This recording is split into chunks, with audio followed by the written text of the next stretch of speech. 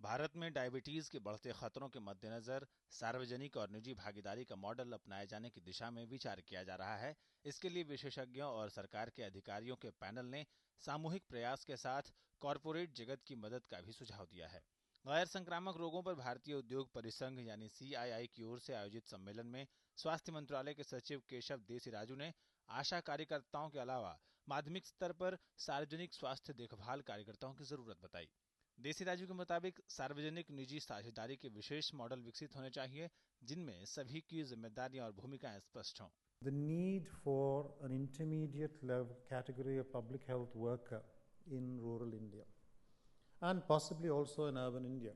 The government has recently approved the National Urban Health Mission, which will necessitate the development of a cadre of public health workers of a type we do not actually have.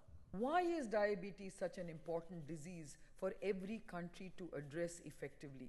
Because the ramifications of diabetes causes very important productivity challenges for the country, where the debilitating nature of diabetes causes huge drops in productivity in the workplace. योजना आयोग की सदस्य doctor Saeeda Hamid ने कहा कि अकेले राज्यों और केंद्र सरकार की प्रणाली से देश में गैर संक्रामक रोगों के बढ़ते खतरे से नहीं निपटा जा सकेगा। The importance of strengthening community level interventions, family caregivers, because NCDs is a long drawn out. It is not something which, there's not a short term cure, but long drawn out. So this strengthening of the family caregivers at the community level, that is extremely important.